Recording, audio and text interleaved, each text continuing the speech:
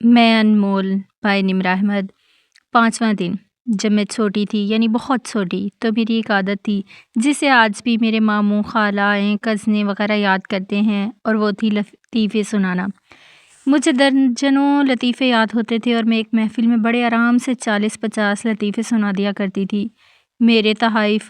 میرے لطائف عموماً طویل ہوتے تھے۔ حاضرین غور سے سنتے، ساری نظریں مجھ پہ ہوتی اور میں آخر میں لائن بتانے سے پہلے وقفہ لے لیا کرتی، پھر بیچ والی لائن سناتی۔ سامعین کو سمجھنے میں 1 سیکنڈ یا اس سے بھی کم وقت لگتا اور پھر سب ہنسنے لگ جاتے۔ لطیفہ سنا کے کسی کو ہنسانا اور اس کے ہنسنے کا انتظار کرنا بھی کسی بھی سٹوری ٹیلنگ کے لیے بہت مزے کا کام ہوتا ہے۔ میں ہمیشہ سے ہی سٹوری ٹیلر تھی، لیکن وقت کے ساتھ میری کہانیاں بدلتی گئی۔ البتہ ایک لطیفہ ہے جس کو میں ہمیشہ آج بھی سنایا کرتی ہوں، وہ ہے سکھ اور الماری والی کہانی۔ ہے تو یہ ایک اچھا خاصا ریسٹک لطیفہ، لیکن اس وقت کی بات ہے جب ہم ریسزم سے آشنا نہیں تھے اور ہمارے خطے میں فیئر اینڈ لولی کا نام فیئر اینڈ لولی ہی تھا۔ ہوا یوں کہ ایک سکھ ایک مسلمان کی دکان پر گیا اور اس سے پوچھا کہ یہ سرمئی رنگ کی الماری کتنے میں دو گے؟ مسلمان نے اسے سر سے پیر تک دیکھا اور کہا، ہم سکھوں کو مال نہیں بیچتے۔ سکھ کو بہت ناگوار گزرا، لیکن وہ وہاں سے چلا گیا۔ اگلے دن وہ ایک مسلمان مولوی کا روپ دھار کے آیا اور الماری کی قیمت پوچھی۔ مسلمان نے کہا، تمہیں کل بھی بتایا تھا کہ ہم سکھوں کو مال نہیں بیچتے، جاؤ یہاں سے۔ سکھ بہت حیران ہوا کہ اسے کیسے معلوم ہوا کہ میں وہی ہوں، مجھے تو اس حلیے میں کسی اور نے بھی نہیں پہچانا، لیکن خیر وہ چلا گیا۔ مگر الماری اسے بہت پسند آئی تھی، وہ اسے کسی بھی قیمت پر حاصل کرنا چاہتا تھا۔ اگلے روز وہ ایک بدھسٹ بھکتوں کے بیس میں آیا، اس سے اگلے روز انگریز کے لباس میں، لیکن ہر دفعہ حلیہ، داڑھی، مونچھ اور آواز بدلنے کے باوجود بھی مسلمان دکاندار اسے فوراً پہچان لیتا اور چڑ کے کہتا، ہم سکھوں کو مال نہیں بیچتے، جاؤ یہاں سے۔ آخر میں سکھ تنگ آ گیا، اس نے غصے سے نکلی داڑھی مونچھ اتار پھینکی اور بولا، نہیں لیتا میں یہ الماری، رکھو اپنے پاس، بس مجھے اتنا بتا دو کہ تم مجھے ہر دفعہ پہچان کیسے جاتے ہو؟ مجھے تو اس حلیے میں میری ماں بھی نہیں پہچان سکتی۔ اس پہ مسلمان دکاندار نے ٹھنڈی آہ بھری اور وقفے سے کہا،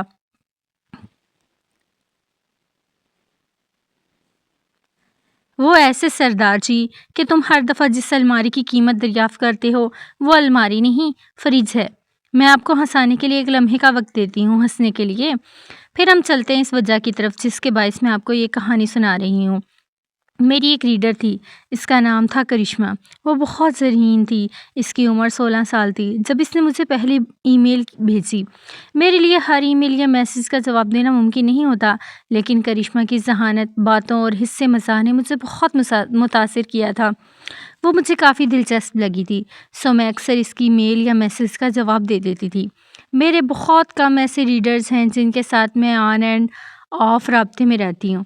اسی طرح کرشمہ کے ساتھ بھی رابطہ استوار ہو گیا، لیکن کچھ روز بعد مجھے بہت محسوس ہوا کہ کرشمہ کے میسیجز اداس ہوتے جا رہے ہیں۔ اداسی ایک ایسے سپرے کی طرح ہے جسے ایک کونے میں چھڑکا جائے تو اس کی مخصوص مہک سارے میں پھیل جاتی ہے۔ حساس انسان اس کو فوراً سونگھ لیتا ہے۔ میرے پوچھنے پر کرشمہ نے اپنی زندگی کے چند ایک مسئلے بیان کیے جو ہر ایک کی زندگی میں موجود ہوتے ہیں۔ میں نے اس کو وہ حل بتایا جو میرے ذہن میں ان مسئلوں کا بہترین حل تھا۔ یوں آہستہ آہستہ وہ مجھے اپنے مسئلے بتانے لگی۔ میں کبھی جواب دے پاتی اور کبھی کئی دن جواب نہ دے سکتی، لیکن کرشمہ کے مسائل ختم نہیں ہوتے تھے۔ وہ ایک کے بعد ایک مسئلے میں پھنس جاتی تھی۔ پھر ایک روز کرشمہ نے مجھے بتایا کہ اسے برین ٹیومر ڈائیگنوز ہوا تھا۔ اس کے بعد ایک تکلیف دہ دورانیہ کا آغاز ہوا، اس کے شوکت خانہ میں علاج شروع ہوا اور اس کے میسیجز کی اداسی بڑھ گئی۔ ایک طرف وہ بہت پر امید تھی کہ وہ ٹھیک ہو جائے گی، لیکن دوسری جانب بیماری کے خوف نے اسے بہت مایوس بنا دیا تھا۔ اس کی باتوں میں اداسی، خود ترسی اور تلخی آنے لگی۔ میں نے آہستہ آہستہ اس سے بات کرنا بہت کم کر دی۔ جب ڈاکٹرز نے اسے صاف صاف بتا دیا کہ اس کے 4 سے 6 ماہ سے زیادہ وقت نہیں ہے تو وہ مزید مایوس ہو گئی۔ پہلی دفعہ اس نے خود اپنے ہاتھوں سے اپنی زندگی ختم کرنے کی بات کی۔ میں نے بہت ایک دفعہ سمجھایا کہ ایسا نہ سوچا کرے، لیکن جب ہفتے بھر بعد اس نے شدید مایوسی کے عالم میں وہی بات دہرائی تو میں نے اس کو سمجھانا چھوڑ دیا۔ میں نے اس کی کال اٹھانا بھی ترک کر دی۔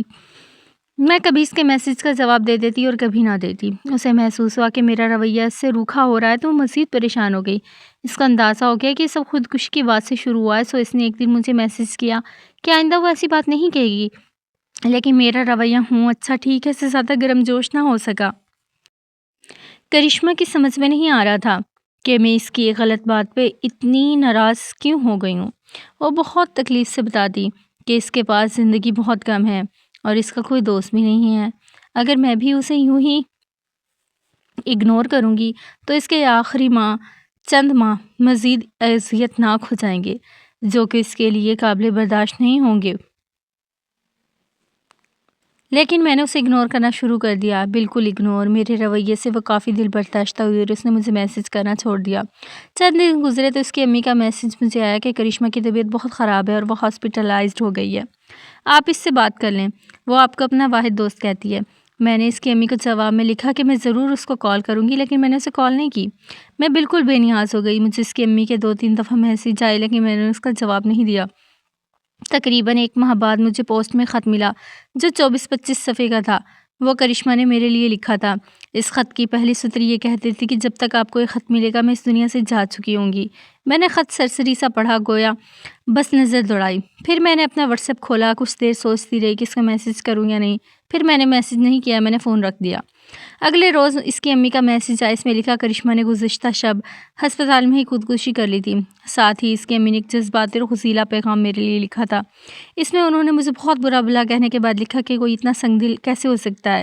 وہ آپ کی ریڈر تھی، وہ ایک بیمار لڑکی تھی، آپ کا کوئی ریڈر آپ سے اتنی محبت عقیدت رکھے لیکن آپ کو اس طرح نظر انداز نہیں کرنا چاہیے۔ کیا آپ کو میری بیٹی پر ذرا ترس نہیں آیا؟ کیا تھا جو مرنے سے پہلے آپ اس کو ذرا سی خوشی دے دیتیں؟ اس نے آپ کے رویے کی وجہ سے خودکشی کی ہے۔ میں کافی دیر سوچتی رہی کہ اس کا بات کا کیا جواب دوں۔ پھر میں نے کوئی جواب دیے بنا ہی فون رکھ دیا اور اپنے کام میں مصروف ہو گئی۔ اس کے بعد مجھے اگلے ہفتے میں اس کی امی کی طرف سے 4 سے 5 مزید ای میل موصول ہوئیں۔ ہر ای میل میں انہوں نے اپنے بڑھتے ہوئے غم اور ٹراما کا ذکر کا ذمہ دار مجھے قرار دیا تھا۔ ان ای میلز میں غصے سے زیادہ حیرت ہوتی تھی کہ مانا آپ مصروف ہوتی ہیں لیکن ایک ٹیومر کی پیشنٹ بچے کے لیے آپ کے پاس ذرا سا وقت نہ ملا تھا، آپ کو ذرا اس بچے پہ ترس نہیں آیا۔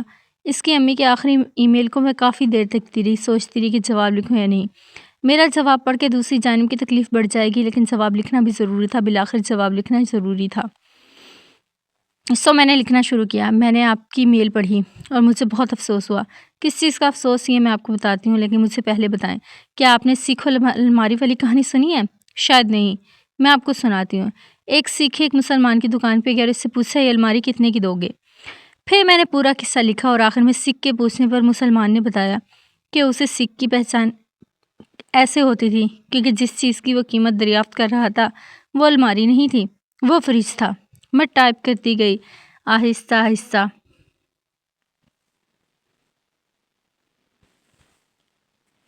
دراصل سکھ حلیے بدل لیتا تھا لیکن اس کا مدعا ایک ہی رہتا تھا۔ وہ مختلف روپ دھار کے آتا لیکن ایک ہی چیز مانگتا۔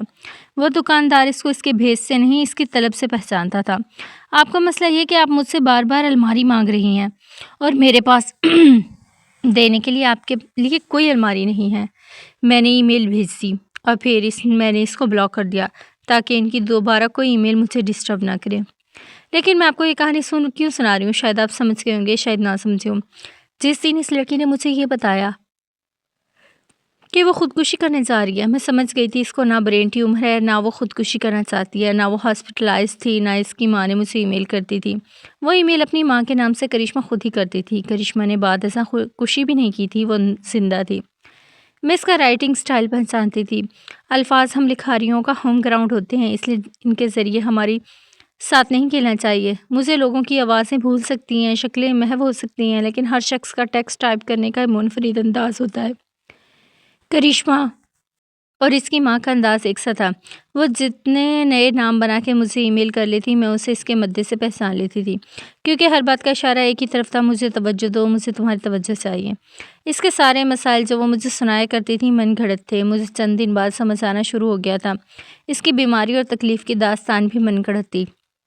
وہ ہر ای میل میں مجھ سے الماری مانگتی تھی۔ اگر آپ یہ سوچ رہے ہیں کہ میں کتنی عقل مند ہوں جو اس کے فریب کو پہلے دن سے پہچان گئی تھی تو آپ غلط ہیں۔ میں اتنی عقل مند نہیں ہوں۔ لیکن میرے ساتھ ایسا پہلے ہو چکا تھا۔ کئی دفعہ بہت سے ایسے ریڈرز یعنی فین میرے سلیبریٹی سائٹ سے متاثر ہو کے ایسے کام کر چکے تھے۔ آہستہ آہستہ مجھے ان کی پہچان ہونے لگی، اور جب کرشمہ والا واقعہ ہوا تو مجھے شروع میں ہی سمجھ آ گیا تھا۔ ماضی کی غلطیوں سے میں نے یہ سیکھا تھا کہ نیڈی، توجہ کے طالب لوگ اور کلنگی، آپ کے پیچھے لگے رہنے والے رویے کی جیسے ہی پہچان ہو جائے اس سے فوراً بھاگ جانا چاہیے۔ مجھے معلوم تھا کرشمہ زندہ تھی اور ٹھیک تھی۔ وہ یہ کہانیاں صرف میری توجہ حاصل کرنے کے لیے گھڑا کرتی تھی۔ میں جواب میں اسے کچھ سخت نہیں کہنا چاہتی تھی، اس لیے اسے میں اگنور کرنے لگ گئی تھی۔ یہ بھی میری غلطی تھی کیونکہ سائلنٹ ٹریٹمنٹ بھی نقصان دہ ہوتی ہے آپ دونوں کے لیے۔ کسی کو چپ کی مار نہیں مارنی چاہیے، ہمیشہ گفتگو کر کے تعلق ختم کرنا چاہیے۔ اس واقعے کے کچھ عرصے بعد کرشمہ کو اپنی غلطی کا احساس ہوا اور اس نے مجھے اپنے نام سے ای میل کی اور کہا کہ وہ زندہ ہے۔ اس نے اپنے جھوٹ اور من گھڑت کہانیوں کے لیے معافی بھی مانگی۔ میں نے اس سے ایک مہذب گفتگو کی اور میں نے اسے معاف بھی کر دیا، لیکن میں دوبارہ اس لڑکی سے کوئی رابطہ نہیں رکھ سکی۔ وہ آج بھی میری یادداشت میں ایک اچھی انسان ہی ہے، مجھے اس سے کوئی شکوہ نہیں ہے۔ میں اس کے لیے کچھ بھی نہیں کر سکتی تھی، مگر یہ معلوم ہونے کے باوجود کہ وہ ہر روز مجھے اپنے کسی نئے فرضی مسئلے کی کہانی سناتی ہے تاکہ میری توجہ لے سکے۔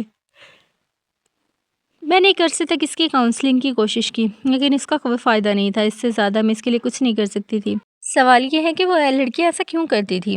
میں نے آپ کو اپنے کتے زینی کا واقعہ سنایا تھا، قصہ سنایا تھا کہ کس طرح وہ ہر وقت توجہ کی منتظر رہتی تھی۔ ایوریج ذہانت کے لوگ کسی کی محبت میں مبتلا ہو کے ان کے لیے جینی جیسے بن جاتے ہیں، ہر وقت توجہ کے طالب۔ ان کو اپنی آپ سے محبت نہیں ہوتی، سو ان کے دل کا پیندا نہیں ہوتا، اس سے محبت کی توانائی امڑ امڑ کے باہر گر رہی ہوتی ہے، اس لیے وہ اس زائد محبت کو کسی ایک انسان پر صرف کرنا شروع کر دیتے ہیں۔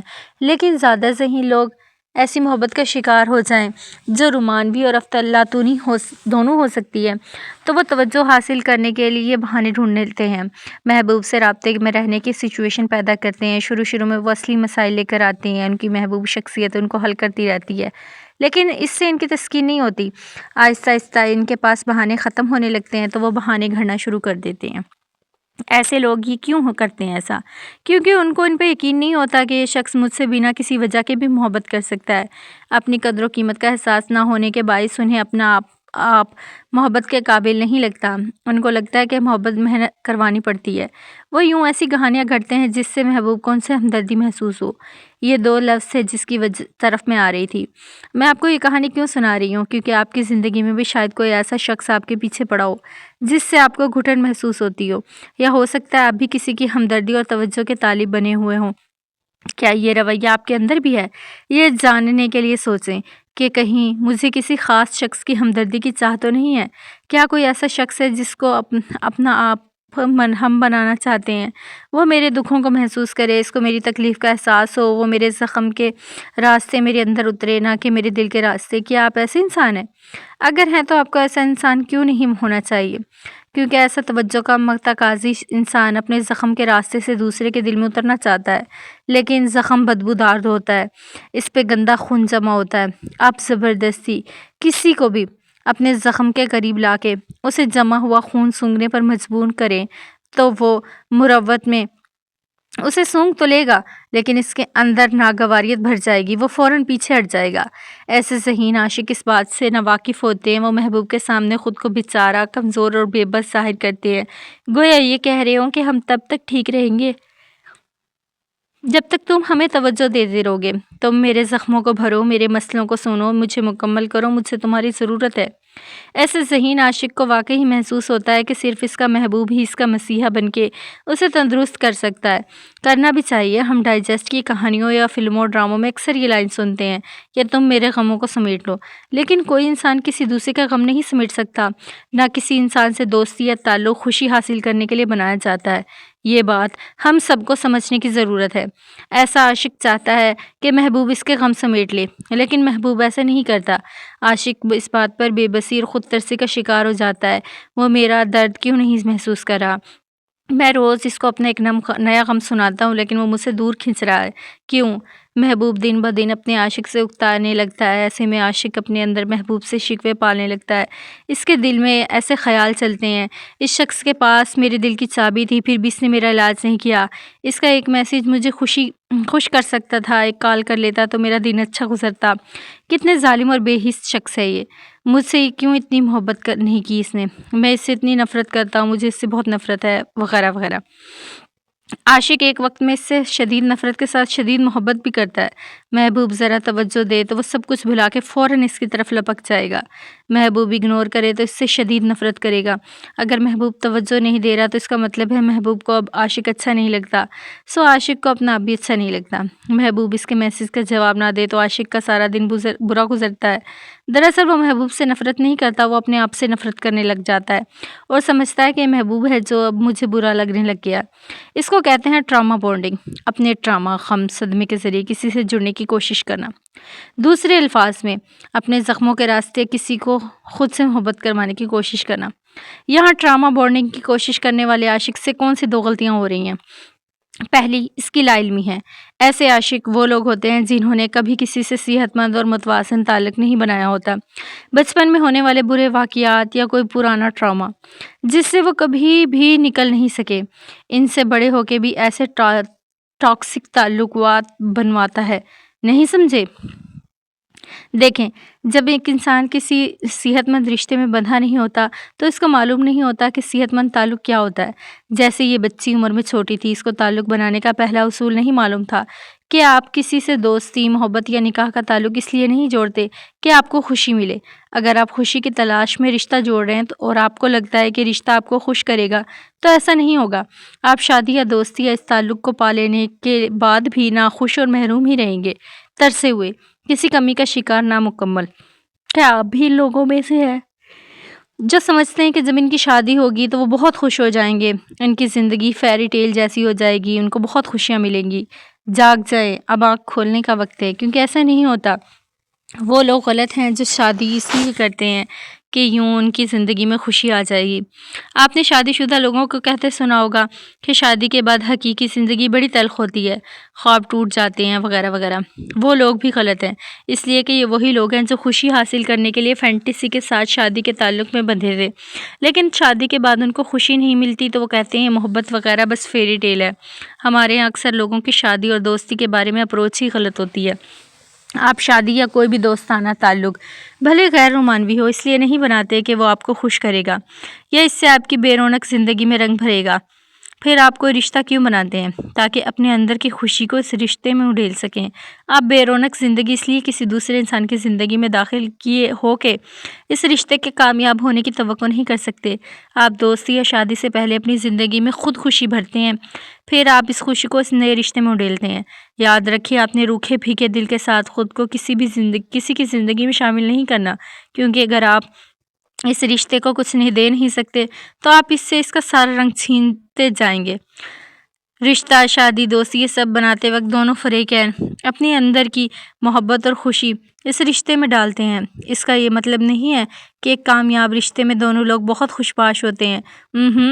کوئی بھی ہر وقت خوش باش نہیں ہوا کرتا، لیکن کامیاب اور صحت مند تعلق وہیں بنتے ہیں جہاں دونوں فریقین اپنے آپ سے محبت کرتے ہوں، اپنے اندر انسیکیور ہوں، خود سے مطمئن ہوں، اپنی زندگی میں مثبت اپروچ رکھتے ہوں۔ یہ سب کیسے کرنا یہ ہم آگے پڑھیں گے۔ پھر اس خوشی کو، اس مثبت اپروچ کو وہ ہر اس رشتے میں اڈھیلتے ہیں جو وہ بناتے ہیں۔ اس کو کہتے ہیں صحت مند اور متوازن تعلق بنانا۔ آپ نے دیکھا ہوگا کچھ لوگوں سے آپ بہت جلد متاثر ہو جاتے ہیں۔ یہ بہت مسکرانے والے، خوش مزاج لوگ ہوتے ہیں، ان کے ساتھ کوئی بھی کام کرنے میں بہت مزہ آتا ہے۔ ان کی زندگی میں بھی مسئلے ہوتے ہیں، لیکن چونکہ انہیں اپنے آپ سے بہت محبت ہوتی ہے اس لیے وہ پہلے اپنی ذات اور اپنی ذہنی صحت کا خیال رکھتے ہیں۔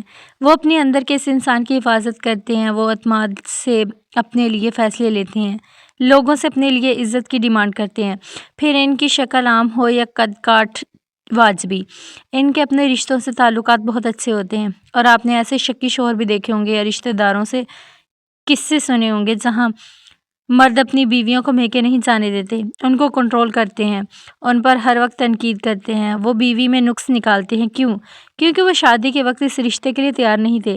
وہ ایک پیاری لڑکی سے یہ سوچ کے شادی کرتے ہیں کہ وہ اب بالآخر خوش ہو جائیں گے، لیکن ایسا نہیں ہوتا۔ شادی ان کو خوش نہیں کرتی، وہ اس کا قصور بھی بیچاری لڑکی پر ڈال دیتے ہیں کہ اسی میں مسئلہ ہے، اس کا قد، اس کا رنگ، بچے نہ ہونا، اس کے میکے والے، یہ سب اس کو ناخوش کر رہا ہے۔ وہ ہر روز کوئی نیا بہانہ گھڑ لیتے ہیں، یہ ثابت کرنے کے لیے کہ ان کی ناخوشی کی وجہ وہی عورت ہے۔ کمزور اور کم عمر لڑکیاں ان کی اس بات کو سچ سمجھ کے خود کو قصوروار گردانے لگتی ہیں، جبکہ ایسا صرف اس لیے ہو رہا ہوتا ہے کیونکہ وہ شوہر شادی سے پہلے ایک بے رنگ دل لیے پھر رہا تھا۔ وہ دوسرے انسانوں میں اپنی خوشی تلاش کر رہا تھا۔ وہ کبھی اپنی ذات سے ملا ہی نہیں تھا، اس کو معلوم ہی نہیں تھا کہ اسے خوشی کیا شے دے سکتی ہے۔ ذات شناسائی اس لیے ضروری ہے تاکہ آپ کو اپنی کمی کا ذمہ دار کسی دوسرے کو نہ ٹھہرائیں۔ آپ کے پاس آپ کی اس خوشی کا کوئی ذریعہ ہونا چاہیے۔ اس کا مصباح آپ کی اپنی ذات میں کہیں چھپا ہے۔ تعلق اس لیے نہیں بنایا جاتا کہ یہ ہمیں خوش کرے گا۔ تعلق نے آپ کو نہیں بنانا، آپ نے تعلق کو بنانا ہے۔ اب واپس آتے ہیں ایسے عاشقوں کی طرف جو توجہ کے طالب ہوتے ہیں۔ دوسری غلطی ایسے لوگوں سے یہ ہوتی ہے کہ وہ محبوب کو اپنے زخموں سے ذریعے دل میں داخل کرنا چاہتے ہیں۔ وہ اس کی ہمدردی سے لے کر اس کو خود سے قریب کرنا چاہتے ہیں، لیکن لوگوں کو دوسروں کے غم بور کرتے ہیں، اکتاہٹ ہوتی ہے۔ میں آپ کو مثال دیتی ہوں، میری کزن ہے، اس کی شادی لیٹ 20s میں ہوئی تھی۔ اس کی چند ماہ بعد ڈیورس ہوئی۔ وہ ایک کیریئر وومن تھی، اس نے کام نہیں چھوڑا، اس نے کسی کو بیٹھ کے اپنے طلاق کے قصے نہیں سنائے۔ میں نے کبھی اس کی اتری صورت نہیں دیکھی۔ وہ آج ساری دنیا ٹریول کرتی ہے، اپنی جاب میں نت نئے ایڈونچر کرتی ہے، فیملی کی ساری برتھ ڈیز ارینج کرتی ہے، اپنے بھانجا بھانجیوں کے مسئلے حل کرنے سے لے کے خاندان کے بہت سے معاملات نپٹاتی ہے، مختلف فورمز پہ جاتی ہے، کھاتی پیتی ہے۔ وہ اپنے کام کے ساتھ بہت خوش نظر آتی ہے۔ اندر سے اس کے بھی اپنے مسائل ہوں گے، لیکن 1000 مسئلے ہوں گے، لیکن وہ اتنی اسٹرانگ ہے کہ کبھی اپنے خود ترسی کا لبادہ نہیں اوڑھتی۔ غموں کی داستان ہمیشہ کمزور لوگ کرتے ہیں، مضبوط لوگ ایسا نہیں کرتے۔ وہ اپنی کامیابی اور اچھائیوں کے ذریعے دوسروں کے دل میں اترنا جانتے ہیں۔ آپ کا رویہ اپنے محبوب لوگوں کے ساتھ کیسا ہے، یہ بتائیں سب سے پہلے۔ کیا آپ کا دل چاہتا ہے کہ آپ اتنے ہی لوگوں سے ملیں، ان کے سامنے اپنا دل کھول کے رکھ دیں؟ آپ چاہتے ہیں کہ وہ آپ جانیں کہ آپ کتنی تکلیف سے گزر رہے ہیں؟ وہ آپ سے متاثر ہوں گے کہ واہ تم نے اتنا کچھ سہا، پھر بھی تم اتنے مضبوط ہو، واہ۔ لیکن ایسا نہیں ہوتا، کوئی 1-2 دفعہ سے زیادہ آپ کا غم نہیں سنتا۔ ہم دکھوں کا اشتہار بن جاتے ہیں اور کوئی ہمارا دام لگانے نہیں آتا۔ شاید آپ کہیں کہ نہیں آپ غلط کہہ رہی ہیں، ہمارے دکھ لوگ سنتے ہیں اور اچھے مشورے بھی دیتے ہیں، وہ ہم سے اکتاتے بھی نہیں ہیں۔ کیا واقعی؟ مانا آپ نے جس کو بھی اپنے غم سنائے اس نے تسلی سے سن لیے، لیکن کیوں؟ ایسا کیوں ہے کہ آپ کو ہر دن کے بعد ایک نئے سامعے کی ضرورت پڑتی ہے؟ 1-2 قریبی دوستوں کو اپنے غم بتانے سے آپ کی تسلی کیوں نہیں ہوتی؟ یہ سوال آپ پر تب لاگو ہوتا ہے جب آپ ٹراما بانڈنگ کی خواہش رکھنے والے ہوں۔ اگر آپ ایسے نہیں ہیں تو ان باتوں کو پرسنل نہ لیں، ان کو سمجھ کے پڑھ لیں، یہ آگے بھی آپ کے کام آئیں گی۔ انسان ٹراما کے ذریعے کسی سے بانڈنگ کی خواہش کب رکھتا ہے؟ جب اس کے پاس اچھے دوستوں کی کمی ہوتی ہے، اس کو محبت چاہیے ہوتی ہے۔ وہ سمجھتا ہے کہ اپنا دل لوگوں کو دکھانے سے وہ اس کے قریب ہو جائیں گے۔ وہ یہ سب لوگوں کی توجہ کے لیے کرتا ہے۔ میں بیمار ہوں، میں دکھی ہوں، تم مجھے صحت مند بناؤ، تم میری دوا بن جاؤ۔ یہ ٹراما بانڈنگ ہے اور یہ سب سے ناپسندیدہ رویہ ہے۔ اگر یہ رویہ آپ کے اندر بھی ہے تو ایک بات جان لیں کہ آپ اس رویے سے کبھی کسی کو اٹریکٹ نہیں کر سکتے۔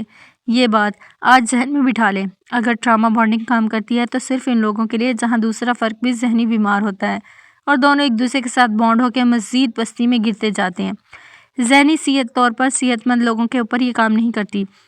لوگ ایسے شخص کو ناپسند کرتے ہیں جس کی زبان ہر وقت دکھوں کی داستان سنائے۔ ذہنی طور پر صحت مند انسان فوراً ایسے انسان کو سونگھ لیتا ہے جو ٹراما کے ذریعے اس کے اوپر انحصار کرنے کی خواہش رکھیں۔ میرے کئی ریڈرز مجھے میسیج اور ای میل کرتے ہیں، میں بہت سو کو جواب دیتی ہوں، لیکن مجھے جہاں لگے کہ کوئی میری ریڈر مجھ سے obsessed ہے، کچھ زیادہ ہی میسیج کر رہی ہے، ایسے جیسے اس کو میں نے جواب نہ دیا تو اس کا دن برا گزرے گا، وہاں میں اس ریڈر کو فوراً جواب دینا ترک کر دیتی ہوں۔ شاید آپ کو لگے کہ یہ میرا رویہ بہت سخت ہے، لیکن میں اپنی لڑکیوں کو مضبوط دیکھنا چاہتی ہوں۔ میں کبھی نہیں چاہوں گی کہ وہ میرے میسیج کے انتظار میں وقت ضائع کریں۔ میں اس رویے کی حوصلہ شکنی کرتی ہوں۔ یہاں وہ ریڈرز مراد نہیں ہیں جن کو رائٹر اگر ایک میسیج کرے تو ان کا سارا دن اچھا گزرتا ہے۔ یہ تو ایک نیچرل سادر سا رویہ ہے۔ میرے فیوریٹ ایکٹرز، رائٹرز یا سیلیبریٹیز آج بھی اگر میرے کسی کمنٹ سیکشن کو صرف لائک ہی کر دیں تو میرا دل خوشی سے پھولے نہیں سماتا، سارا دن اچھا گزرتا ہے۔ یہ بالکل مختلف چیز ہے فین گرل، لیکن یہ ٹاکسک جب بنے گی جب میں کریزی طریقے سے کسی سیلیبریٹی کو میسیج کروں، اس کو بار بار لکھوں کہ وہ مجھ سے دوستی کر لے اور میں اسے دوستی کرنے کے خواب دیکھوں، وہ مجھ سے قریب ہو جائے، وہ میری زندگی کی کہانی سنے، اسے اگر میرے بارے میں علم ہو اور میں اس چیز کی کوشش بھی کرنے لگ جاؤں۔ نہیں بھائی، مجھے کیا ضرورت ہے اس سے قریب ہونے کی؟ کمنٹ لائک کر دے، آٹوگراف یا سیلفی مل جائے، بات کا جواب دے دے، بس بہت ہے۔ وہ اپنی زندگی میں خوش اور میں اپنی زندگی میں۔ میری خوشی اس پر منحصر تھوڑی ہے۔ میری ایک ریڈر ایسی ہی رہی ہے جو ٹین ایج میں مجھے بہت obsession کے ساتھ میسج کرتی تھی۔ میں اس سے زیادہ بات نہیں کرتی تھی۔ اس نے ایک دفعہ یہ وجہ پوچھی تو میں نے کہا میں نہیں چاہتی تم اپنی خوشی ڈھونڈنے کے لیے مجھے اپنی بیساکھی بنا لو۔ میں کسی کی بیساکھی نہیں بننا چاہتی۔ وہ لڑکی اس بات کو سمجھ گئی۔ وہ اس سے فیس سے نکل آئی۔ میں نے اس لڑکی کو واقعی گروہ ہوتے دیکھا۔ وہ اپنا ہیرو خود بن گئی۔ وہ آج ایک کامیاب کریئر وومن ہے۔ اب اس کی میرے ساتھ بہت اچھی دوستی ہے کیونکہ جب میں نے اسے ایک آزاد خود انحصار انسان بنے دیکھا تو مجھے اس سے بات کرنا اس سے دوستی کرنا اچھا لگنے لگا۔ ہمارا تعلق بیلنس ہو گیا۔ لیکن کئی برس پہلے اگر میں ہر وقت اس کو توجہ دیتی، اس کو فکس کرنے کی کوشش کرتی تو یہ چیز اس کو مزید میرے اوپر انحصار کرنا سکھاتی۔ یہ ہم دونوں کے لیے نقصان دیتی۔ یوں وہ کبھی آزاد نہ ہو سکتی۔ آپ کسی کو نصیحت کر سکتے ہیں، راستہ دکھا سکتے ہیں، لیکن آپ کو اس ٹراما سے نہیں نکال سکتے سوائے اس کے کہ آپ ایک سائیکولوجسٹ ہوں۔ آپ نے کسی سائیکولوجسٹ بننا بھی نہیں ہے۔ آپ نے کسی دوسرے انسان کو بدلنے کی کوشش بھی نہیں کرنی۔ اب آتے ہیں ایک اہم سوال کی طرف۔ اگر آپ کو یہ مرض لاحق ہے تو اس سے کیسے نکلا جائے؟ آپ نے اپنے ماضی کا جائزہ لینا ہے۔ اگر آج کل آپ کسی کی ایسی ہی محبت یا بانڈنگ میں مبتلا ہیں تو میں یقین سے کہہ سکتی ہوں کہ ایسا پہلی دفعہ نہیں ہوا۔ اس سے پہلے بھی کئی دفعہ آپ ایسے تعلقات میں بن چکے ہوں گے۔ یہ آپ کا پیٹرن آف بیہیویئر بن چکا ہے۔ پیٹرن آف بیہیویئر کسی ایسے عمل کو کہا جاتا ہے جو آپ بار بار اسی طرح کی سچویشن میں گرفتار ہو جانے کے بعد کرتے ہیں۔ مثلاً آپ کو کوئی پسند آ جاتا ہے یا بالفرض کوئی ٹیچر یا کوئی دوست۔ رومانوی محبت کو چھوڑ کے سادہ صاف ستھری محبت کی بات کر لیں۔ آپ کو کوئی پسند آ جاتا ہے مگر چونکہ آپ کا بیہیویئر پیٹرن مسلسل غم سنا کے لوگوں کو اپنی طرف مائل کرنا ہے تو آپ ہر نئے محبوب کے ساتھ وہی کریں گے جو پچھلے کے ساتھ کیا تھا۔ یہ ہر کچھ عرصہ بعد کسی نئے انسان کے ساتھ جذباتی وابستگی ہو جانا دراصل محبت نہیں ہوتی، یہ ایموشنل ایڈکشن ہوتی ہے جو صرف آپ اپنی توجہ کی کمی اور محرومی کو دور کرنے کے لیے قائم کرتے ہیں۔ آپ نے آج سے اس پیٹرن کو توڑنا ہے۔ آج سے ابتدا کریں۔ یہ اصول بنائیں کہ جب تک کوئی آپ سے نہ پوچھے آپ اپنے غم نہیں سنائیں گے، نہ آپ اپنی خوشی سنائیں گے۔ غم آپ نے اندر دفن کر لینے ہیں۔ آپ نے اپنی سٹرگل کی داستان لوگوں کو نہیں سنانی۔ ہر بات ہر ایک کے لیے نہیں ہوتی۔ شاید آپ کہیں کہ غم بانٹنے سے ہلکا ہوتا ہے۔ ہاں، اس وقت آپ جب غم سے گزر رہے ہو صرف ایک دو لوگوں کے پاس جائیں، ان سے مسئلے کا حل دریافت کریں اور جب اس سے نکل آئیں تو اس بات کو بار بار نہ دہرائیں۔ غم صرف تب سنائیں جب وہ تکلیف دیتا ہو۔ جب وہ ایسا ٹراما بن جائے جو کئی برس بعد بھی تندرست نہ ہو تو آپ دوستوں سے بات کریں، تھراپی میں جائیں۔ لیکن ماضی کے غصے غم ہر ایک کو سنانے کے لیے نہیں ہوتے، محبوب کو سنانے کے لیے تو بالکل نہیں ہوتے۔ اس غم میں اللہ تعالیٰ نے آپ کو ڈالا تھا، اس غم سے اللہ تعالیٰ نے آپ کو نکال دیا ہے۔ یہ شکر کا وقت ہے، نہ کہ لکیر پیٹنے کا۔ اگر آپ بار بار ہرائے گئے کے سامنے اپنے روتے رہیں گے تو آپ کبھی آگے نہیں بڑھ سکیں گے۔ غم آپ نے صرف اس شخص کو سنانا ہے جو آپ کو ایسی بات بتا سکے جو آپ کو معلوم نہ ہو۔ جیسے میری ایک دوست کو بہت عرصے بعد معلوم ہوا کہ میں ایک حادثے سے گزری ہوں۔ ہم ایک شہر میں رہتے تھے، پھر بھی کبھی میں نے اسے نہیں بتایا۔ اس نے بہت حیرت سے کہا کہ تم نے مجھ سے شیئر بھی نہیں کیا؟ تو میں نے اسے کہا ہاں، تم سے شیئر کرنے کا فائدہ کیا تھا؟ تم مجھے ایسی کوئی بات نہیں بتا سکتی تھی جو مجھے خود سے معلوم نہ ہو۔ ہماری کہانیوں اور ڈراموں میں لڑکیوں کو غیر فیری ٹیلز والی شہزادیاں دکھایا جاتا ہے۔ کانچ کی جوتی پہنے وہ لوگوں کے مظالم جھیل رہی ہوتی ہیں اور اگر ان کی زندگی میں کوئی خوشی آ جائے تو ان کو ڈر ہوتا ہے کہ وہ دوبارہ 12 بجے کے بعد ان سے چھن جائے گی کیونکہ وہ صرف چوہوں کی مستحق ہیں، شاہی بھگیوں اور شہزادیوں کے نہیں۔ ایسی لڑکیاں خود کو نازک اور چھوئی موئی سی ڈپریسڈ بنا کے رکھتی ہیں جو ڈیوڑی سے لگ کے کسی ایسے شخص کا انتظار کرتی ہیں جو کانچ کا سلیپر ہاتھ میں لیے ان کو ڈھونڈتا ہوا آئے گا۔ کانچ کا جوتا پہنتے ہی، دوسرے لفظوں میں شادی ہوتے ہی وہ پھر سے بنی سنوری شہزادی بن جائیں گی۔ وہ پرنس ساتھ ہوگا تو ہر ستیلے رویے سے لڑ جائیں گی۔ لیکن ہماری کہانیاں ہمیں یہ نہیں سکھاتی۔ کل شہزادی وہ ہوتی ہے جو کسی گلاس سلیپر کے بغیر ہی اپنے آپ پر ظلم کرنے والوں کے خلاف کھڑی ہو۔ اگر شہزادے نے اس کو پسند کرنا ہے تو اس کی غربت اور ٹاٹ کے لباس میں ہی پسند کرے گا، نہ اسے اپنے پیر کو شہزادے کے مطابق گلاس سلیپر میں فٹ کرنے کی ضرورت نہیں۔ اس کی ستیلی ماں کو اپنا رویہ فٹ کرنے کی ضرورت ہے۔ ساری غلطی سنڈریلا کی اپنی تھی۔ اسے اپنی ماں بہنوں کے ساتھ چند حدود مقرر کرنی تھی۔ وہ بھی گھر کے کام کریں گی لیکن اس کی بہنیں بھی ساتھ ہی کام کریں گی۔ شہزادہ اس کا مسیحا بن کے کیوں آئے؟ شہزادہ اس کے حالات دیکھ کے اس پہ ترس کیوں کھائے اور اپنے حالات کیوں نہ بدلے؟ 2 دن سنڈریلا ان ماں بہنوں کا کھانا پینا بند کر دیتی اور گھر کے کام کاج سے ہاتھ روک لیتی تو تب ان کے رویے ٹھیک نہ ہوتے تو دیکھتی۔ وہ سنڈریلا پر انحصار کرتی تھیں، سنڈریلا ان پر نہیں۔ اچھا، اگر وہ صحت اور قوت میں سنڈریلا سے کئی گنا زیادہ تھی تو سنڈریلا ان کو کئی دوسرے طریقوں سے تنگ کر کے اپنی ڈیمانڈز منوا سکتی تھی، لیکن سنڈریلا کو کیا زیادہ آرام دہ لگا یہ کہ وہ کسی فیری گارڈ مدر کا انتظار کرے جو اس کے حالات بدل دے۔ وہ کسی پرنس چارمنگ کے لیے آنکھیں بچھائے جو اس کو ان حالات سے نکال کے لے جائے۔ اب نئی فیری ٹیلز لکھنے کا وقت ہے، اب اپنی کہانیاں خود لکھنے کا زمانہ ہے۔ آپ میں اتنی سیلف ریسپیکٹ اور وقار ہونا چاہیے کہ کسی کو خود پر ترس نہ کھانے دیں۔ اپنے ساتھ پیش آئے برے واقعات کو اپنے اندر جذب کر لینا چاہیے۔ میں یہ نہیں کہہ رہی کہ چھپا لینا ہے یا ان پہ شرمندہ ہونا ہے۔ اگر ڈائیورس ہوئی ہے اور کوئی وجہ پوچھے تو اتنا کہہ دینا کافی ہوتا ہے کہ بعض اوقات دو اچھے لوگ بھی ایک ساتھ نہیں چل سکتے۔ پوری کہانی نہیں سنانی کہ ساس نندوں نے ظلم کیے، یہ شوہر نے دوسری عورت کے پیچھے چھوڑ دیا، آج کل جاب نہیں کر رہے، تو بس اتنا کہہ دینا کافی ہے کہ کچھ پلان کر رہا ہوں، جلد بتاؤں گا۔ مایوسی کی داستان نہیں سنانی کہ پچھلی جاب کیوں چھوٹی۔ ایک سطر کے سوال کا جواب ایک سطر میں ہونا کافی ہے۔ میں نے ایسی لڑکیاں بھی دیکھی ہیں جو کسی سے پہلی ملاقات میں ملتے ہی ساتھ ہی اپنی زندگی کی ساری داستان سنا دیتی ہیں۔ کیوں بھائی؟ لوگ آپ کی طویل داستان سن کے آپ کی وہ عزت نہیں کریں گے جو مختصر جواب سے آپ کو ملے گی۔ ایک رعب سا آ جائے گا۔ اس شخص کو اپنی پرائیویسی کا خیال ہے، اس نے اپنی حدود خود متعین کرنی ہے، اور مجھے اتنی جسارت نہیں کرنی چاہیے کہ میں اس سے ایسے سوال دوبارہ کروں۔ میں اس بارے میں بات نہیں کرنا چاہتی، کہہ کر رخ موڑ لینا کتنا مشکل ہے، لیکن یہی کلیہ ٹراما بانڈنگ کی خواہش رکھنے والے کو معلوم نہیں ہوتا۔ وہ غم سنا کے لوگوں کی توجہ چاہتا ہے، حالانکہ یہ انسان کا ایک باوقار مسٹری ہوتا ہے جو اسے عزت دلاتا ہے، لوگوں کو اس کی طرف متوجہ کرتا ہے، اسے پرکشش بناتا ہے۔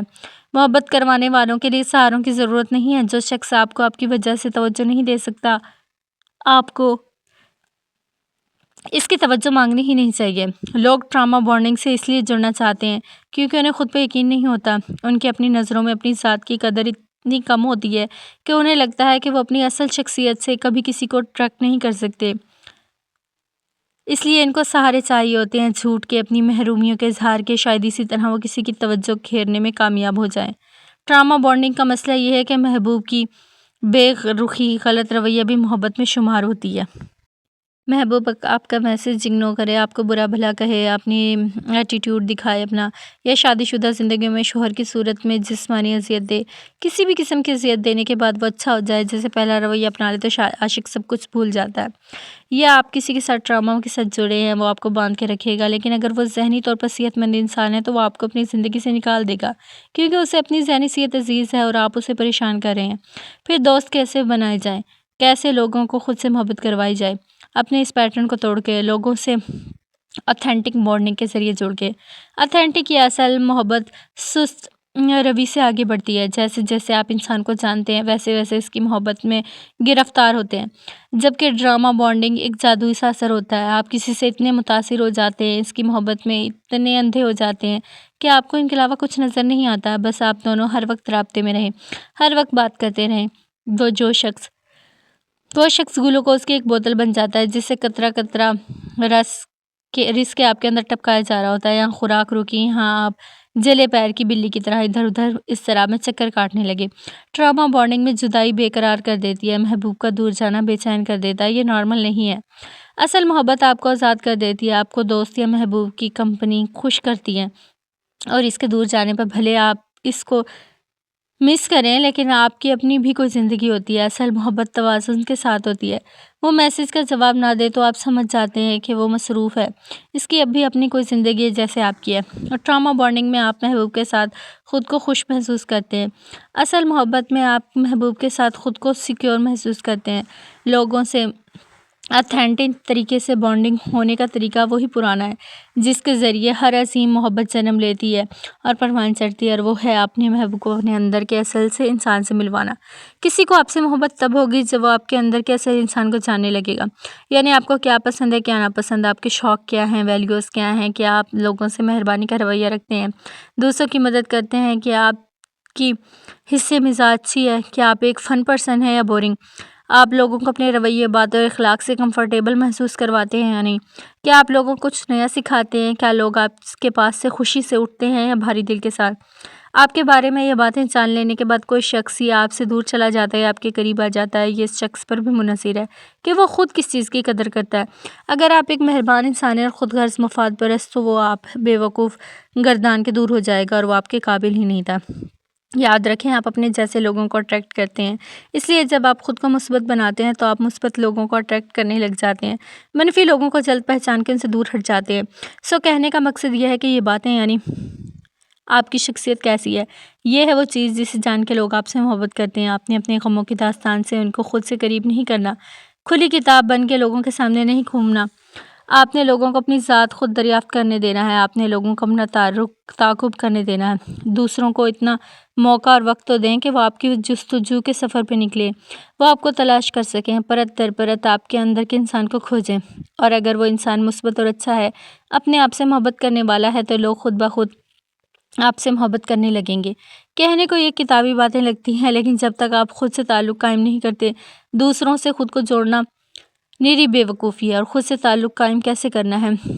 اتھینٹک بانڈنگ سے، جس کے بعد آپ نے دوسروں سے جڑنا ہے، یعنی اپنے اندر کے انسان سے مل کے، اپنے آپ کو جان کے، اپنی خوبیوں کو پہچان کے۔ جب آپ اپنے رویے کا جائزہ لینے لگتے ہیں، اپنی خامیوں پہ کام کرنے لگتے ہیں، تب آپ اپنی ہی ذات کے کچھ ایسے پہلو بھی کھلتے ہیں جن سے آپ ناآشنا تھے، جو آپ کو جان کے جڑ نہیں پا رہا، وہ آپ کے لیے ہے ہی نہیں، وہ اس قابل ہی نہیں کہ اس پہ وقت ضائع کیا جائے۔ خود کو اس کے سائز کی کانچ کی چوٹی میں فٹ کرنے کی کوشش نہ کریں۔ یہاں تک ہم نے بات کی ایسے ٹراما بانڈنگ رویے کی جو آپ کے اندر موجود ہے یا شاید نہ ہو، لیکن شاید یہ آپ سب کسی ایسے انسان میں موجود ہو جو وہ آپ کے لیے اس وقت آزمائش بناؤ۔ کیا ایسا ہے؟ اپنی زندگی کا جائزہ لیں۔ کیا کوئی شخص اس وقت آپ کے ساتھ ٹراما کے ذریعے جڑنا چاہتا ہے؟ میں اس اسکول کالج کی لڑکیوں میں اکثر دیکھتی ہوں، کسی لڑکی کو پسند نہ کرنے کے باوجود کہتی ہیں کہ یہ بیچاری مجھے بہت پسند کرتی ہے، یہ کہتی ہیں میرے ساتھ بات کرنے سے اس کے مسئلے حل ہونے لگتے ہیں، اس لیے میں اسے دوستی رکھنے پر مجبور ہوں۔ ایسی محبت بظاہر معصوم ہوتی ہے، اس میں کچھ غلط یا غیر اخلاقی نہیں ہوتا، لیکن یہ آپ کے لیے ٹاکسک ہے۔ کہیں کوئی آپ کی زندگی میں ٹراما کے ذریعے آپ سے جڑنا تو نہیں چاہتا؟ کیسے معلوم ہوگا ایسا شخص واقعی ٹاکسک ہے یا نہیں؟ یہ جاننے کے لیے ایک ایکسرسائز کر لیں۔ اپنے ذہن میں کسی ایسے شخص کو لائیں جو آپ سے شدید محبت کا دعویٰ کرتا ہے، اور پھر درجل سوالات کے جواب سوچیں۔ کیا جب وہ شخص آپ سے اپنا غصہ یا جذباتی لاوا نکالتا ہے تو آپ کو یہ سوچ کے جسٹیفائی کرتے ہیں کہ وہ بیچارہ اپنی فرسٹریشن نکال رہا ہے؟ کیا اس کے ہر وقت آپ کے پیچھے پڑے رہنے کو آپ محبت گردانتے ہیں اور سوچتے ہیں کہ وہ ایسے اس لیے کرتا ہے کیونکہ وہ آپ کے ساتھ سارا وقت گزارنا چاہتا ہے؟ آپ کو معلوم ہے کہ اس کے ساتھ کچھ مسئلے ہیں، لیکن کیا آپ اس شخص کو فکس کرنا چاہتے ہیں؟ کیا آپ کو لگتا ہے کہ اس کو آپ کی ضرورت ہے؟ ورنہ وہ کہیں کھو جائے گا، تباہ ہو جائے گا۔ اس کا آپ کے بغیر کیا بنے گا؟ کیا آپ اس کی باتیں اس لیے سنتے ہیں کیونکہ آپ کے خیال میں وہ آپ سے محبت کرتا ہے، البتہ آپ کو اس سے محبت نہیں ہے؟ کیا آپ کو لگتا ہے کہ آپ نے اسے چھوڑ دیا تو وہ خود کو نقصان نہ پہنچا دے؟ کیا آپ یہ امید رکھتے ہیں کہ وہ کبھی بدل جائے گا، وہ ٹھیک ہو جائے گا، بھلے وہ آپ کے ساتھ جو بھی کرے؟ آپ کو اس پر پیار نہیں آتا، ترس آتا ہے، اور آپ بس اس کی مدد کرنا چاہتے ہیں۔ آپ اس سے اختلافات کرنے سے گریز کرتے ہیں کیونکہ اس کے اختلاف پہ جذباتی رد عمل بہت شدید ہوتا ہے، اور آپ کے اس اندر اس سے ڈیل کرنے کی توانائی نہیں ہے۔ وہ اکثر آپ کی لا تعلقی کو تباہی کی وجہ بتاتا ہے، اور آپ خود میں گلٹی محسوس کرنے لگتے ہیں۔ آپ بار بار اس کو اس کے غلط رویے کے لیے معاف کر دیتے ہیں۔ اگر درج بالا سوالات میں 3 کے جوابات بھی ہاں ہیں تو یہ جان لیں کہ آپ ایک ٹراما بانڈنگ میں پھنسے ہوئے ہیں۔ اب چند باتیں ہیں جو آپ کو سمجھ لینی چاہیے کیونکہ اس سچویشن میں محبوب ہیں۔ پہلی بات، وہ شخص کبھی نہیں بدلے گا۔ آپ کو اپنی ذہنی صحت کے لیے اس تعلق سے نکلنے کی ضرورت ہے۔ آپ اس کو تندرست نہیں کر سکتے، اس شخص نے خود کو اپنے آپ کو تندرست کرنا ہے۔ دوسری بات، آپ اس کی اس بے بس اور کمزور حالت کے ذمہ دار نہیں ہیں۔ آپ اس کو فکس نہیں کر سکتے، یہ آپ کا کام نہیں ہے۔ ایسے لوگ آپ کو گلٹی محسوس کرواتے ہیں تاکہ آپ ان پر ترس کھا کے ان کو اپنی زندگی میں جگہ دیں۔ آپ اس کی مدد کرنا چاہتے ہیں، لیکن اس کا ہر وقت آپ کی توجہ مانگنا، ہر وقت آپ کے پیچھے بھاگنا آپ کی ذہنی صحت کے لیے ٹھیک نہیں ہے۔ تیسری بات، اس تعلق سے نکلنے کی کوشش کریں، لیکن سائلنٹ ٹریٹمنٹ کے ساتھ نہیں۔ چپ چاپ اس کو اپنی زندگی سے نہ کاٹ دیں، وہ بھی غلط ہے۔ آپ ہمیشہ ایک مہذب گفتگو ضرور کیا کریں۔ دیکھیں، کچھ لوگ ایسے ہوتے ہیں جن کو چھوڑنا پڑتا ہے، ہم ساتھ نہیں چل سکتے، لیکن اس کو ایک دفعہ بتائیں ضرور کہ آپ کے تعلق میں کیا مسئلہ ہے، اور ہو سکے تو اس کو ایک چانس دیں۔ اگر وہ پھر بھی اپنا رویہ درست نہیں کرتا ہے تو اس کو اپنی زندگی سے نکال دیں۔ آپ اہم ہیں، آپ کی ذہنی صحت اہم ہے، اس کو آپ کے بغیر کچھ نہیں ہوگا، یہ ایک لرننگ ہے۔ یہ اس کا سبق ہے، اس کو خود سے سیکھنا ہے۔ یا آپ اس کے ساتھ مزید رہیں گے تو خود کو ذہنی طور پر بیمار کر دیں گے۔ ٹراما بانڈنگ کو اپنے اور دوسروں کے اندر پہچاننا خود شناسی کی طرف ایک قدم ہے۔ آپ بھی آج بھی آپ کو چاہیے چند منٹ خاموشی کے ساتھ اپنے ساتھ گزاریں، اپنی زندگی میں موجود ٹراما بانڈنگ کو ڈھونڈیں۔ آپ عاشق ہیں یا محبوب، یہ بھی جاننے کی کوشش کریں اور اس مسئلے سے نکلیں۔ یہ آسان نہیں ہوگا، اگر یہ آسان ہوتا تو سب کر لیتے، سب کے سب۔ سارے لوگ کینسر کے علاج سے نہیں بچ جاتے، سارے لوگ کینسر سے مر بھی نہیں جاتے، بس بچتا وہی ہے جس کا مرض وقت پر ہو جائے، اب وہ اپنا علاج جان کے لگا دے، اس کو اچھا معالج ملے، اللہ تعالیٰ اس کام میں اس کی مدد کرے، سو اپنا علاج کریں۔